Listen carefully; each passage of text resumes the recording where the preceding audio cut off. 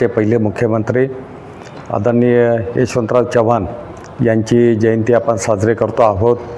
आपल्या सगळ्यांना माहिती आहे की 12 मार्च 1913 यशवंतराव चव्हाण यांचा जन्म सातारा जिल्ह्यातील देवराष्ट्रे या ठिकाणी झाला।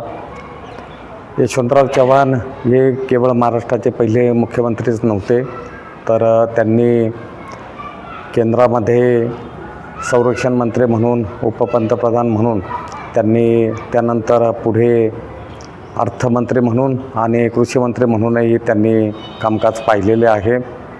अतिशय प्रतिभावान राजकारणी म्हणून त्यांच्याकडे पाहिलं जातं।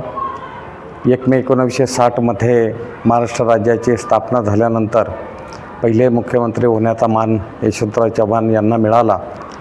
यशवंतराव चव्हाण यांनी त्यांच्या कार्यकाळामध्ये या महाराष्ट्रासाठी घेतलेले जे निर्णय आहे ते अतिशय महत्त्वाचे आहे। विशेषतः कृषी असेल, सिंचन असेल, शेतकऱ्यांचे वेगवेगळे प्रश्न असतील आणि सामाजिक प्रगतीसाठी आणि मराठी भाषेच्या संवर्धनासाठी सुद्धा यशवंतराव चव्हाण यांनी वेगवेगळे उपक्रम त्यांच्या कार्यकाळामध्ये राबवलेले आपल्याला पाहायला मिळेल। स्थानिक इतिहास सांगावा या दृष्टीने मी सांगू इच्छितो की आपल्या संस्थेच्या अंदरसूल येथील जी शाळा आहे त्या शाळेला यशवंतराव चव्हाण यांच्या मातोश्री विठाबाई चव्हाण विद्यालय असे नामाभिधान दिलेले आहे। कारण कर्मवीर भाऊसाहेब हिरे आणि यशवंतराव चव्हाण यांची विचारसरणी सतत जुळणारी होते आणि आपल्याला माहिती आहे की यशवंतराव चव्हाण हे चांगले साहित्यिक होते।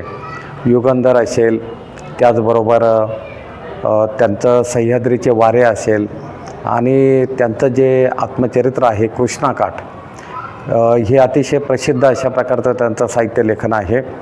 कृष्णाकाठ या आत्मचरित्रामधून एका सामान्य कुटुंबातील, शेतकरी कुटुंबातील मुलगा जेव्हा या महाराष्ट्राचा पहिला मुख्यमंत्री बनतो, तो जो कालखंड आहे, खरं तर ते 3 टप्प्यामध्ये त्यांना आपलं आत्मचरित्र लिहायचं होतं, परंतु दुर्दैवाने ते आत्मचरित्र फक्त एकच भाग त्याचा प्रसिद्ध झाला आणि आजही मैलावरचा दगड शोभावा असं अतिशय सुंदर आत्मचरित्र म्हणून कृष्णाकाठकडे पाहिलं जातं।